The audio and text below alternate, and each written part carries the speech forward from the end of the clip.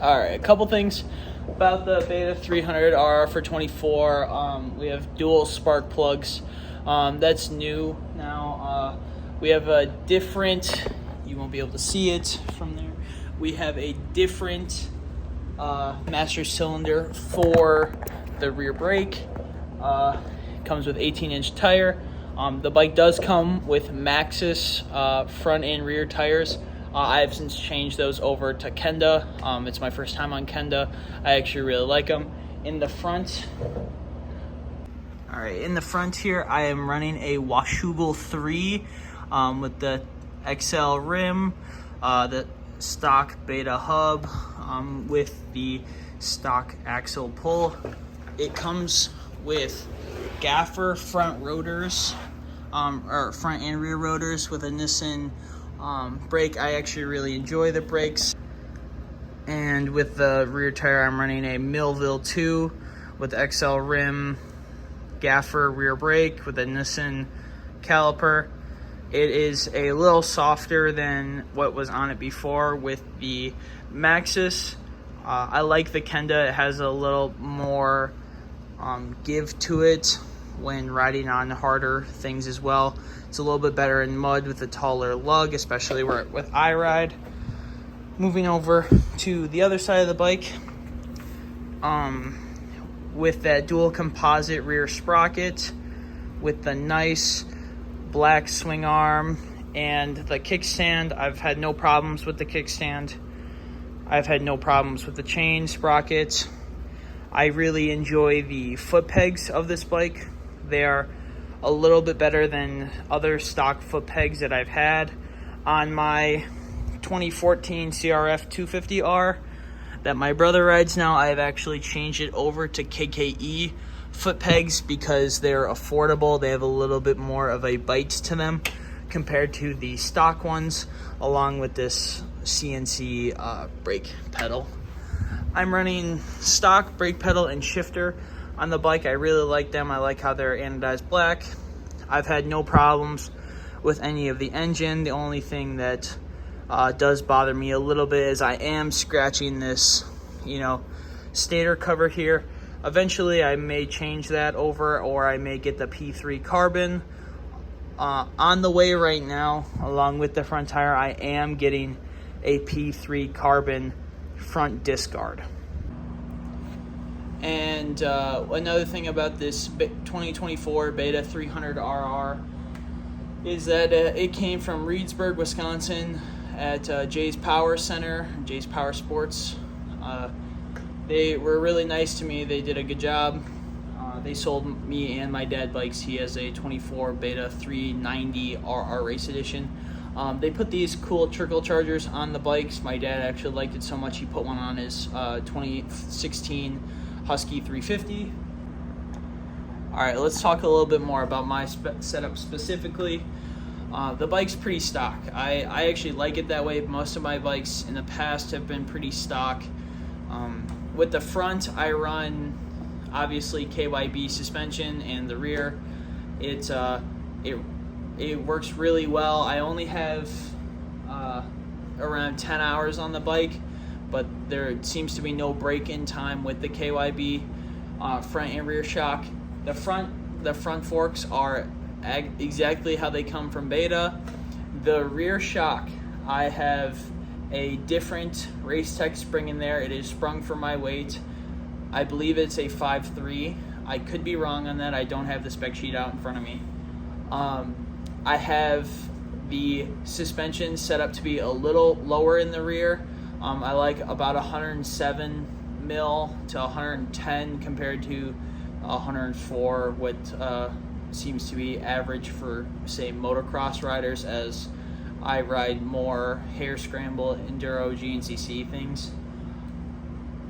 I really like the rear suspension. Seems to be very planted to the ground. I do wish that when I do switch over the spring, which I did, I really didn't like the way it felt after I switched over the spring because I was so used to it. So I did change some of the settings on the rear. I am like 4 clicks out in the bottom, and I'm about 2 clicks out on the top, just to kind of smoothen it out, not make it so reactive, because with my weight on it before, it wasn't very reactive, and I like that. I like to have a playful bike, but not one that's going to throw me off. I figure while we're doing the bike setup, I might as well show you my gear setup. As of this year, I'm running Climb XC Light Gear. I really enjoy it. It's a nice lightweight material. It's very breathable.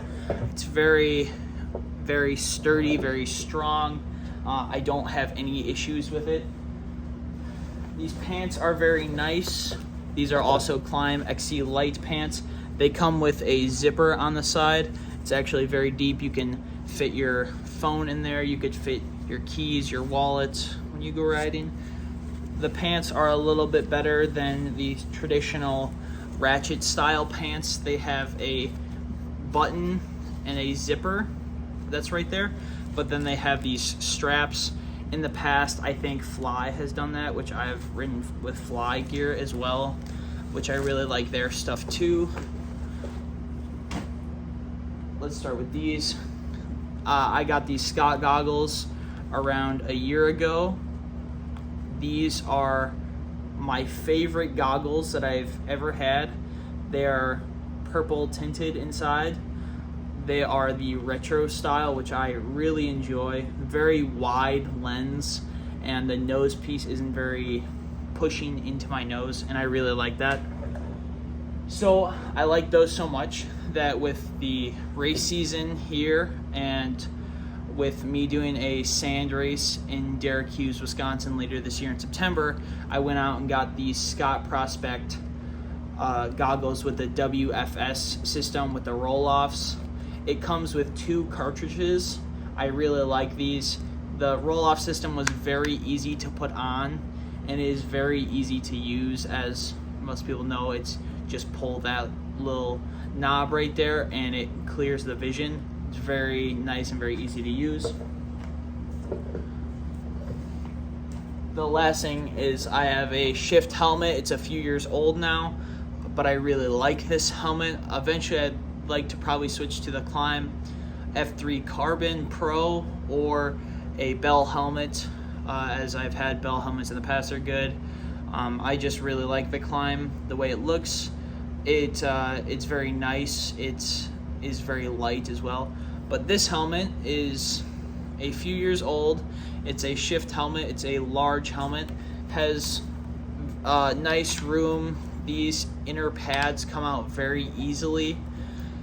It has a lot of vents in it. I did break the visor when I was riding at a place in Wisconsin here. I did take a little dinger to the head and I did break that. But other than that, is a very nice helmet. Is a little muddy right now as I just went riding last weekend. Yeah, so I'm gonna start doing reviews. I'm gonna start posting videos. Oh, one other thing, I'm gonna grab it right now. We're gonna show you last year's boots and then this year's boots, and we'll do that. All right, the boots I've worn for the last, I don't know, probably 6 years are these Alpine Star Tech 1s. They are the cheapest boot Alpine Star used to make. I don't even believe they make them anymore. I actually really liked the boot as it's a good starter boot, and I've ridden it for a long time. It has good bottom traction. I like having this metal toe here. I actually like it because I think it's a little stronger, but I also like it from that 2010s look, say like Ryan Dungey, Ryan Villapoto. It has 3 buckles on it. They're all plastic, which I'm not the biggest fan of, but they are nice. If I open it up here, it does have a liner inside, this water wicking liner. I do like that. They do stay dry. Going from that, this year I did make a purchase. I did go used because I didn't want to spend the $600 or so that these boots do cost, and you can see them a little bit, but I'm gonna make them look a little nicer for you. Is the Garnet SG10. I did go used with these, but these have very little riding wear on them, as you can see from the bottom and the boot itself. I've heard great things about Garnet boots, and as the Beta's made in Italy, these are made in Italy as well. It says Garnet on the back, on the heel, and the front with the G's, as well as the bottom if you can see it. I really like these from first wear to now.